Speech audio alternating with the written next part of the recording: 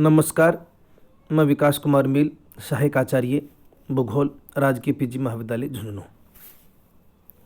आज का हमारा टॉपिक है अपवाह प्रतिरूप। और इस अपवाह प्रतिरूप में भारत की नदियों का जो अपवाह प्रतिरूप है उनका अध्ययन इस टॉपिक के माध्यम से हम करेंगे। निश्चित रूप से अपवाह प्रतिरूप एक भौतिक भूगोल का विषय है, लेकिन भौतिक भूगोल के विषय के साथ ही ये भारत के भूगोल में भारत में प्रवाहित होने वाली नदियों की अपवाह प्रतिरूप का भी अध्ययन करता है। उसका विस्तार से वर्णन इस अपवाह प्रतिरूप के माध्यम से हम कर सकते हैं। अपवाह प्रतिरूप को मुख्यतया 8 प्रतिरूप में बांटा जा सकता है, जिसमें से मुख्यतया हैं द्रुमाकृतिक प्रतिरूप, आयताकार प्रतिरूप, वलयाकार प्रतिरूप, समानांतर प्रतिरूप, जालीनुमा प्रतिरूप, कंटकीय प्रतिरूप, आर्य प्रतिरूप एवं अध्यारोपित प्रतिरूप। इन प्रतिरूपों के अनुसार भारत में जो नदियां हैं उनका उदाहरण हम इस टॉपिक में ले रहे हैं। द्रुमाकृतिक जो प्रतिरूप है उसकी जो लक्षण है, निश्चित रूप से वृक्ष की शाखाओं के सदृश फैला हुआ अपवाह प्रतिरूप ही द्रुमाकृतिक प्रतिरूप है। रवेदार शैलों के रूप में ये मिलता है, या यूँ कहें कि जिस प्रकार वृक्षों की शाखाएं या एक वृक्ष की शाखाएं फैली होती हैं, ठीक उसी प्रकार द्रुमाकृतिक प्रतिरूप भी इसी सदृश प्रतिरूप होता है, वृक्ष की शाखाओं के सदृश। भारत में द्रुमाकृतिक प्रतिरूप का सर्वप्रमुख उदाहरण है गंगा के मैदान की अधिकांशतः नदियाँ, या यूँ कहें कि भारत में द्रुमाकृतिक प्रतिरूप का मुख्य उदाहरण है तो उसका आंसर होगा गंगा के मैदान की अधिकांश नदियाँ। दूसरा प्रतिरूप या पैटर्न है आयताकार पैटर्न। सहायक नदियाँ मुख्य नदी से समकोणीय मोड़ पर मिलती हैं।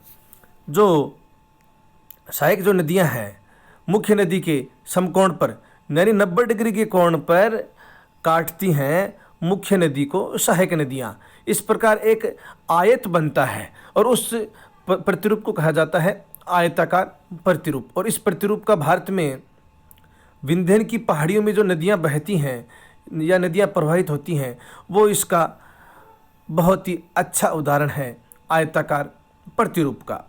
तीसरा है वलयाकार प्रतिरूप।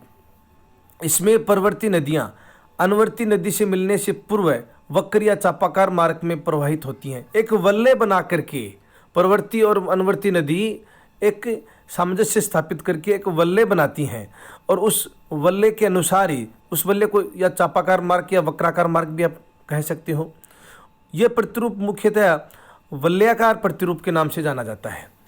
गुंबदाकार आग्नेय वेथोलित जो प्रवाहित जो नदियाँ हैं वो इसका प्रमुखतः उदाहरण है, जिसमें पिथौरागढ़ यानी उत्तराखंड, तमिलनाडु और केरल के नीलगिरी पहाड़ियों पर प्रवाहित नदियाँ वलयाकार प्रतिरूप का सर्व प्रमुख उदाहरण है। बहुत बार कॉम्पिटिटिव एग्जाम्स में ये क्वेश्चन पुटअप किया जाता है कि नीलगिरी पहाड़ियों पर प्रवाहित नदी का जो प्रतिरूप है वो किस प्रकार का है, तो आंसर यहाँ होगा वलयाकार प्रतिरूप।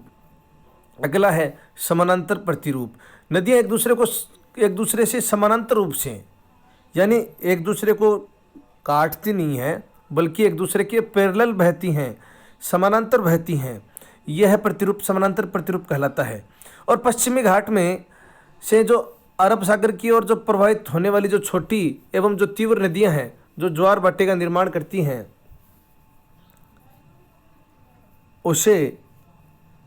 जो एस्चुरी का निर्माण करती हैं, उन नदियों का जो प्रतिरूप है वह है समानांतर प्रतिरूप।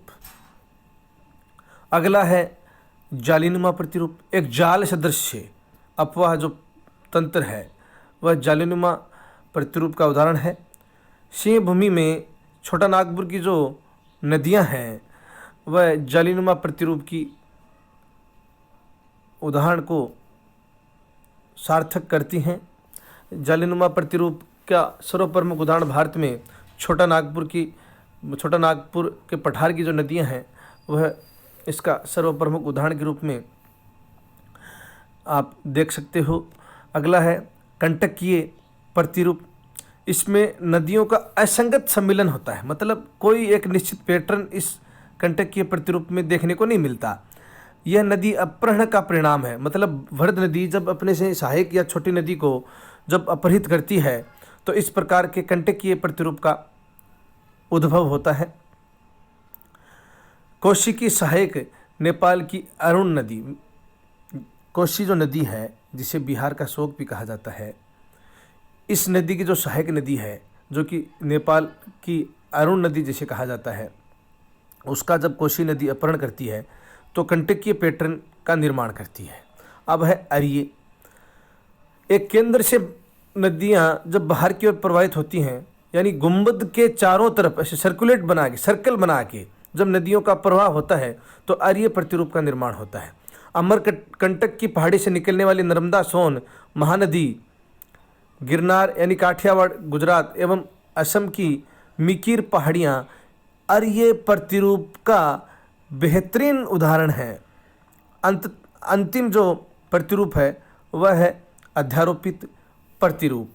मूल शैल संरचना आधार से असंगत व नवीन अनावर्त शैल से स्वतंत्र। कहने का तात्पर्य ये है कि जो मूल संरचना होती है, जहाँ नदी का प्रवाह होता है, उस चट्टान की जो मूल संरचना होती है उससे मेल नहीं खाती यह पैटर्न, उससे असंगत और उससे अलग स्वतंत्र होकर के जब नदी का प्रवाह होता है तो उसे अध्यारोपित प्रवाह या अध्यारोपित पैटर्न कहा जाता है। दामोदर बंगाल का शोक जिसे कहा जाता है, स्वर्णरेखा चंबल राजस्थान और मध्य प्रदेश की प्रमुख नदी, बनास राजस्थान की प्रमुख नदी तथा रीवा पठार की जो नदियां हैं वह प्रमुखतया उस मूल शैल यानी मूल जो चट्टान है उनका अनुसरण नहीं करके एक नए शैल यानी उस मूल संरचना वाले शैल से अलग होकर के स्वतंत्र रूप से जो प्रवाह होता है उस प्रवाह को अध्यारोपित प्रवाह के नाम से जाना जाता है। यह एक सबसे अलग अपवाह प्रतिरूप है जो कि जिसमें कि नदियां हैं वह मूल संरचना का अनुसरण नहीं करती। इस प्रकार आज हमने अपवाह प्रतिरूपों का विस्तार से अध्ययन किया एवं देखा कि इन अपवाह प्रतिरूपों का अनुसरण किस प्रकार भारतीय नदियां करती हैं और उनका उदाहरण सहित वर्णन आज हमने किया। आज के लिए इतने ही, कल नए टॉपिक के साथ मिलते हैं। धन्यवाद।